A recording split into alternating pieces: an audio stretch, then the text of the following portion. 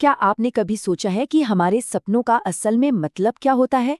क्या वो बस हमारे दिमाग में चल रही बातें हैं या फिर ब्रह्मांड से आने वाले कोई गहरे संदेश? आज हम स्वप्न शास्त्र की इसी दिलचस्प दुनिया में उतरने वाले हैं, जो सपनों को समझने का एक प्राचीन वैदिक विज्ञान है। तो सवाल ये है कि क्या सच में सपने भविष्य बता सकते हैं? वैदिक ज्योतिष के हिसाब से देखें तो इसका जवाब है जी हाँ, बिल्कुल। सपनों को सिर्फ रात में देखी गई कोई फिल्म नहीं, बल्कि हमारे भविष्य में झांकने वाली एक बहुत ही शक्तिशाली खिड़की माना जाता है। तो इस पूरी रहस्यमयी दुनिया को आखिर समझा कैसे जाए? इस विश्लेषण में हम इसी पर बात करेंगे। हम देखेंगे कि सपनों का मतलब क्या है, उन्हें समझने के नियम क्या हैं, कुछ आम सपनों के प्रतीकों को कैसे समझा जा सकता है। फिर हम उपायों के बारे में जानेंगे और ये भी समझेंगे कि दिव्य दर्शन और बुरे शगुन क्या संकेत देते हैं, और आखिर में आपका सपना और आपका कर्म कैसे एक दूसरे से जुड़े हैं। ठीक है, तो चलिए सबसे पहली और सबसे बुनियादी बात से शुरू करते हैं। इस प्राचीन परंपरा में सपनों को बस दिमाग की कोई रैंडम एक्टिविटी नहीं माना जाता। नहीं, ये एक बहुत बड़े संकेत विज्ञान का एक जरूरी हिस्सा है।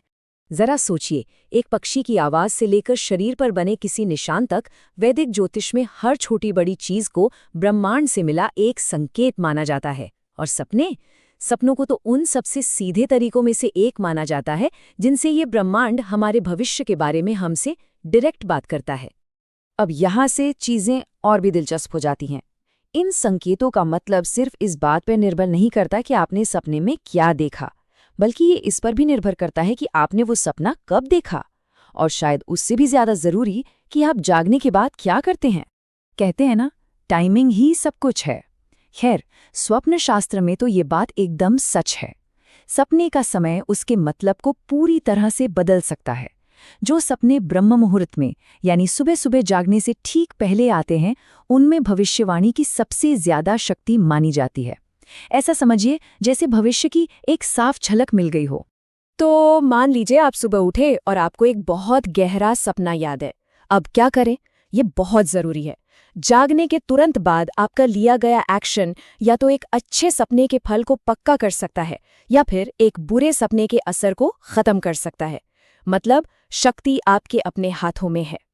ठीक है, तो चलिए अब सपनों की इस डिक्शनरी में उतरते हैं। हम कुछ बहुत ही आम प्रतीकों और उनके अक्सर चौंकाने वाले मतलब पर एक नज़र डालते हैं। अब ये एक बहुत ही अच्छा उदाहरण है कि सपनों का सिंबॉलिज्म हमारी सोच से कितना अलग हो सकता है। सपने में अर्थी देखना सुनने में अशुभ लगता है ना? लेकिन स्वप्न शास्त्र में ये असल में एक बहुत ही पॉजिटिव साइन है। ये दिखाता है कि कोई पुराना कर्म चक्र खत्म हो रहा है और एक नए अच्छे अध्याय की शुरुआत होने वाली है। और वहीं दूसरी तरफ शादी का सपना, जिसे हम आमतौर पर खुशी से जोड़कर देखते हैं, असल में भविष्य में आने वाली किसी मुश्किल या किसी बड़ी जिम्मेदारी के तनाव की चेतावनी हो सकता है। इससे पता चलता है कि हर प्रतीक का एक गहरा सांकेतिक अर्थ होता है। और प्रतीकों की ये दुनिया बहुत बड़ी है। इसमें बहते पानी जैसे पॉजिटिव सिंबल्स हैं जो जीवन में फ्लो और तरक्की को दिखाते हैं, तो वहीं खंडहर जैसे नेगेटिव सिंबल्स भी हैं जो किसी तरह के नुकसान या ठहराव का संकेत देते हैं। लेकिन सिर्फ सपने का मतलब जान लेना ही काफी नहीं होता। अगला कदम होता है सपने को डीकोड करना, और ये खास कर्मों या अनुष्ठानों से किया जाता है जिन्हें उपाय कहते हैं। तो डीकोड करने का मतलब क्या है? इसका मतलब सिर्फ संदेश को चुपचाप सुन लेना नहीं है। इसका मतलब है उस संदेश के साथ एक्टिवली जुड़ना, अपने भाग्य को अपने हाथों में लेना और उसके नतीजे को प्रभावित करना। चलिए एक उदाहरण लेते हैं। मान लीजिए कि आपने सांप का सपना देखा, जो कि एक बहुत शक्तिशाली प्रतीक है। तो इस सपने की शुभ ऊर्जा को पूरी तरह से पाने के लिए आप ये सिंपल 2 स्टेप वाला उपाय कर सकते हैं। ये एक तरह से अपने भाग्य के साथ मिलकर उसे बनाने जैसा है। अब हम सपनों के सबसे शक्तिशाली हिस्से में जा रहे हैं। एक तरफ जहां दिव्य शक्तियों से सीधा सामना होता है, तो वहीं दूसरी तरफ अंधकारमय शक्तियों से। सपने में किसी देवता को देखना सिर्फ एक तस्वीर देखना नहीं है। इसे एक बहुत ही शक्तिशाली संकेत माना जाता है कि आपकी आध्यात्मिक ऊर्जा, आपकी स्पिरिचुअल एनर्जी एक गहरे लेवल पर कनेक्ट होने के लिए अब तैयार है। ये एक तरह का निमंत्रण है, एक बुलावा है जो आपको उस कनेक्शन को और गहरा करने के लिए प्रेरित करता है। और उन परेशान करने वाले सपनों का क्या, जिनमें कोई नेगेटिव एनर्जी या स्लीप पैरालिसिस जैसा महसूस होता है? स्वप्न शास्त्र आपकी एनर्जी और आपकी जगह दोनों को सुरक्षित रखने के लिए ये कुछ प्रैक्टिकल कदम सुझाता है जो मन को शांति और सुरक्षा दे सकते हैं। और ये सब हमें उस मूल फिलॉसफी की ओर ले जाता है जो इस पूरे सिस्टम की नींव है, यानी भाग्य और हमारे कर्मों के बीच का रिश्ता। ये कोट इस बात को बहुत खूबसूरती से बताता है।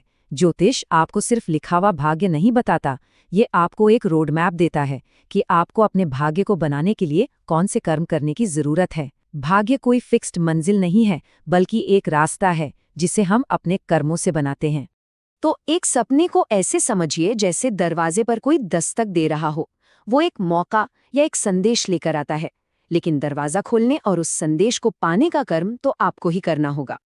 और इन्हीं सिद्धांतों पर बात करते हुए ये स्रोत आने वाले भविष्य के लिए एक बहुत ही खास और शक्तिशाली चेतावनी देता है। ये कुछ ऐसा है जिस पर शायद ध्यान देना चाहिए।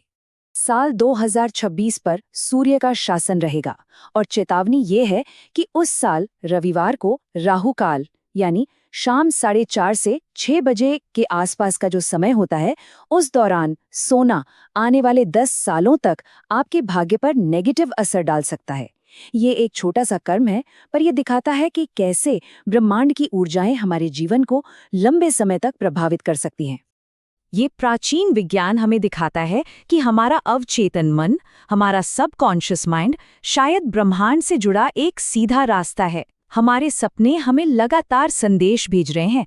सवाल बस इतना है, क्या हम उन्हें सुनने के लिए तैयार हैं? अगर हम उनकी भाषा सीख पाएं तो न जाने कौन कौन से रहस्य खोल सकते हैं।